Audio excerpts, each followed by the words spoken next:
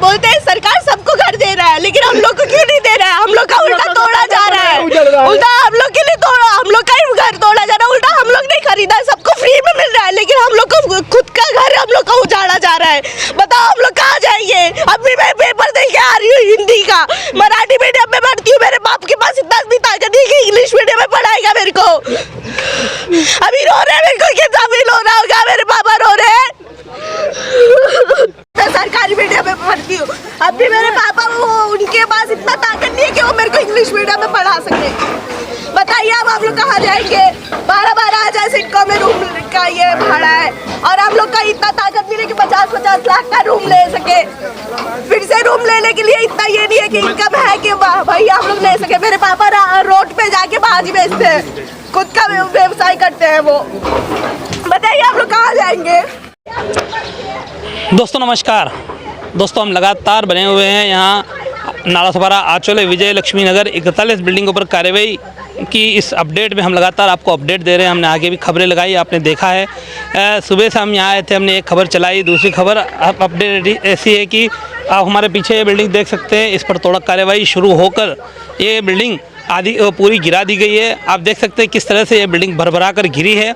इस बिल्डिंग में रहने वाले लोग इस समय अपना सामान, यहाँ उनका सामान रास्ते पे पड़ा है और वो काफ़ी परेशान दिखाई दे रहे हैं। किसी ने यहाँ 4 लाख रुपए, तो किसी ने 4.5 लाख रुपए। उस ज़माने में जब 2009 में तब का 4 लाख यानी आज उसका 40 लाख बोल सकते हैं, इतनी कीमत तब हुआ करती थी। तब वहाँ लोगों ने उसमें ख़रीदा, अपना पैसा लगाया, और आज उनका सब वो बिखर चुका है, उनके सपने बिखर चुके हैं।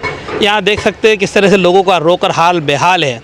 यहाँ अब ये एक स्टूडेंट बच्ची, वो भी स्कूल से आई, अपना पेपर देने गई थी, एग्ज़ाम देने गई थी, एग्ज़ाम देकर आई और उसने अपने घर का हाल देखा, तो वो उसकी क्या वेदना और पीड़ा है वो कैमरे पर बयान कर रही है, वो भी आप सुन सकते हैं, सुनेंगे।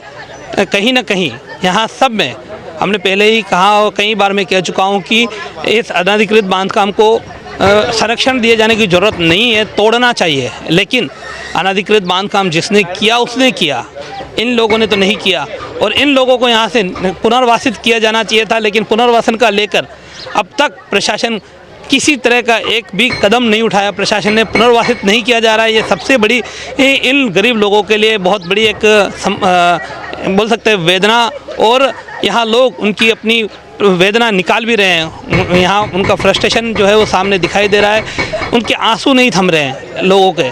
लेकिन प्रशासन अपनी कार्रवाई में मस्त है, प्रशासन कार्रवाई कर रहा है।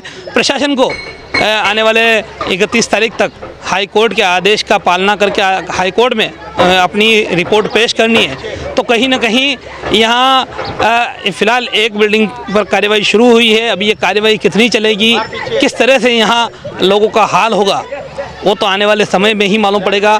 हमने आगे भी बता चुके हैं, आज 23 तारीख, कल 24 तारीख, फिर 25-26, 2 दिन ब्रेक के बाद 27-28, इस तरह से 4 दिन यहाँ कार्रवाई होनी है।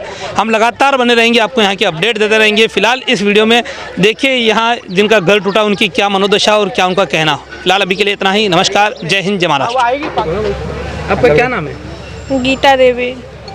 अभी ये कार्रवाई हो रही है, आपका घर इस बिल्डिंग में था, हाँ, क्या परिस्थिति है?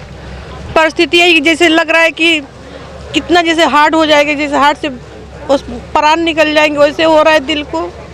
अभी आपने आपका सामान कहाँ पर से? सब लोग का रखे उधर। क्या मांग है आपकी, क्या कहना है? हम तो यही सोचे कि कम से कम सरकार हम लोगों को घर के बदला घर दे, झोपड़ाई में दिया होता तो, लेकिन देकर तोड़ा होता तो कितना उसको बदुआ तो नहीं लगता ना। बताइए, गरीब लोग रो रहे हैं तो उसको कैसे उसको हो रहा है। कितने साल से आप रह रहे थे, कितना पैसा में आपने खरीदा था? अरे हम लोग 4 लाख में लिए थे, बड़े लोग तो है नहीं कि हम लोग 50 लाख 1 करोड़ में हम लोग बिल्डिंग लेंगे। कितने साल पहले? अरे यही 10-12 साल हुआ। क्या नाम है आपका? शिव साई गुप्ता। क्या कहना चाहेंगे, आपका घर टूटा है? क्या करना चाहेंगे, यहाँ की न्यायपालिका, हम लोग कितने बड़े गरीब आदमी, कब हम कहाँ पैसा पाएंगे कि फिर खरीदेंगे अपना घर। ये कोर्ट को भी देखना चाहिए कि हम लोग क्या किए हैं, कौन सा गुनाह हम लोग किया, किसका चोरी किए, किसका सर फोड़े, अपना कमा के अपने किए थे। तुम्हारा अनलीगल था, ठीक है, इतना झोपड़ा बसाए, बहुत पहले बहुत लोग का तोड़ा, बहुत लोग को बसाए। हम लोग उतने सक्षम नहीं है कि हम लोग जाके फिर दूसरा घर खरीद पाएंगे। ये मैं 4.5 लाख रुपया में खरीदा था। कितना साल हुआ? 2009 में खरीदा था। उस टाइम से लेके 15 साल हो गए रहते हुए, जिसमें हम लोग रह रहे हैं। अभी अब इसको छोड़ के अगर आज के तारीख से फिर घर बनाने के लिए सोचेंगे तो हम लोग को बहुत टाइम लगेगा, और हम लोग बनाने के उस लायक नहीं है हम लोग। और सरकार को भी मतलब नहीं समझ में आ रहा है। मतलब बड़े लोग होते हैं तो कुछ उन लोग को भाग दौड़ करते हैं, हम लोग के पास भाग दौड़ करने का भी मतलब माइंड नहीं है कि हम लोग कहाँ जाए, किसके पास जाए, कहाँ हम लोग को संरक्षण मिलेगा। और उन लोग को देखना चाहिए ना कि भाई कितने गरीब लोग हैं, निहायत गरीब आदमी है। क्या सरकार के पास इतनी भी ताकत नहीं है कि हम लोग गरीबों के नहीं शरण दे सकती है? हाँ, और किस सरकार को हम लोग वोट देते हैं ना, कोई भी सरकार चुन के आए। मैं ये सरकार की नहीं बोल रहा हूँ कि ये सरकार हमारी गलत है, हमारी ये भी सरकार अच्छी है, पिछली भी सरकार अच्छी थी, लेकिन उन लोग के पास इतनी तो तादाद होनी चाहिए कि इन लोग का व्यवस्था कर सके। तोड़ने के लिए उन लोग के पास ताकत है, तो हम गरीबों के लिए कहीं देने के लिए चाहिए ना। एक लड़की मेरे पास। हमारे चैनल सैफ न्यूज़ लाइव पर अपने व्यापार और सेवा से संबंधित विज्ञापन प्रसारण हेतु दिए गए मोबाइल नंबर पर संपर्क करें।